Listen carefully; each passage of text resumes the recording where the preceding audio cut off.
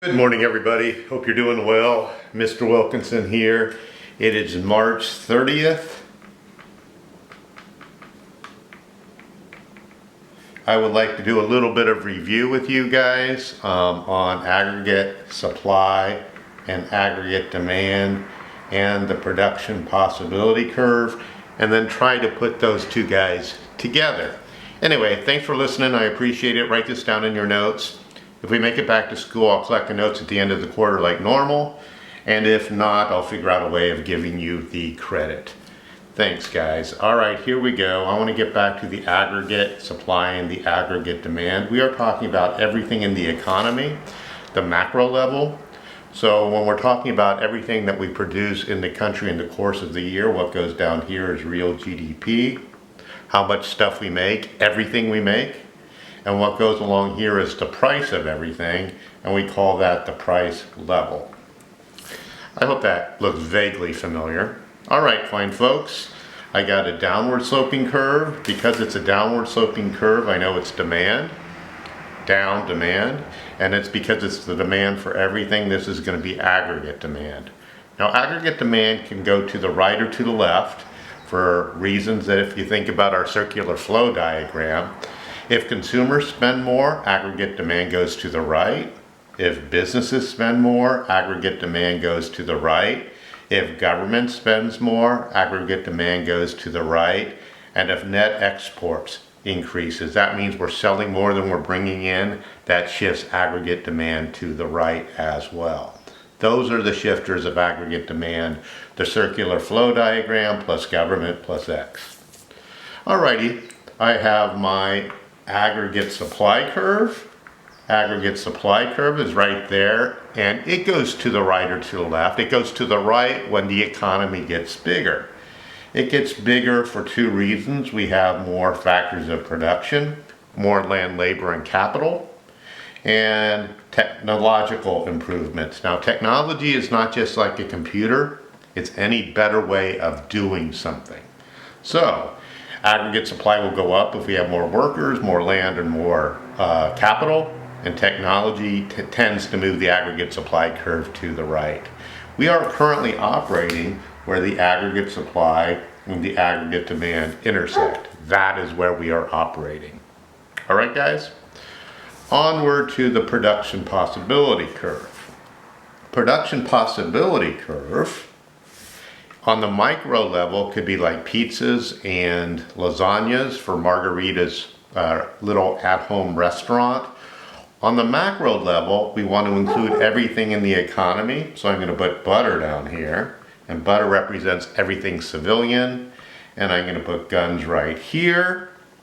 And the production possibility curve looks like that.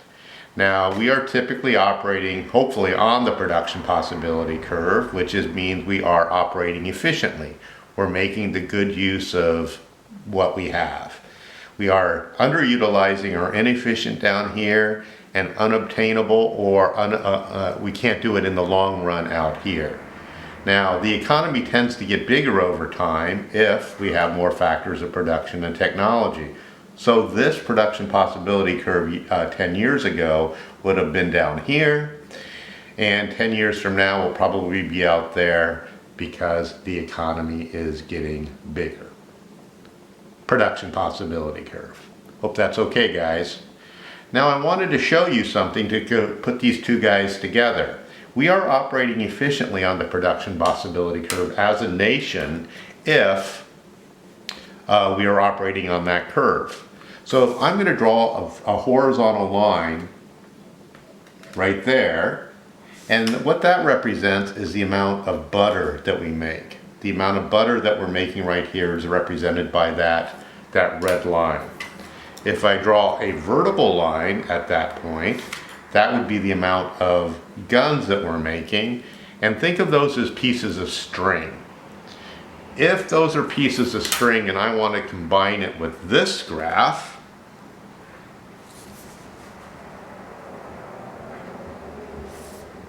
this is real GDP, this is price level, and I'm going to take the length of that red one, it's about that big, And I'll make it as precise as possible. And I'm going to draw that horizontally over there. That represents how much civilian manufacturing we're making. Now I'm going to take that blue one, that little G right there, how much military we have, and put it right there.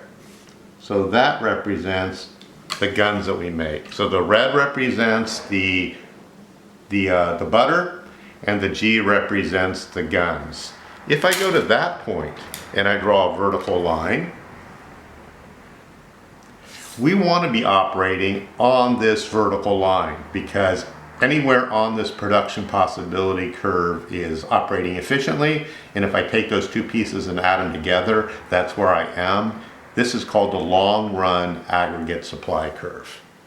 The long run aggregate supply curve is where we want to be. Hope that's okay. There are 3 scenarios that I'd like to go over with you, and then we'll call it a day for this lesson. All right, scenario number 1 is a recession. A lot of people are saying that we are going to be going into a recession because of what's going on with the virus 19. And I guess the numbers will verify that fairly soon. But just so you know, this is how a recession would appear in this model. We got real GDP right here. We got price level right here. We have our aggregate supply, aggregate demand, sorry, and we have our aggregate supply, and we are operating at that intersection point. That is where we are. That is where we are. Now, if I wanted to represent a recession, I'm going to put in a vertical line representing where we want to be. This is the long run aggregate supply.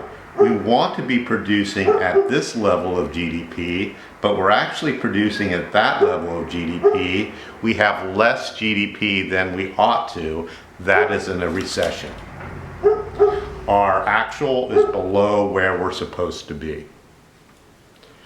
Number 2 scenario, and there's only 3, is an inflationary period.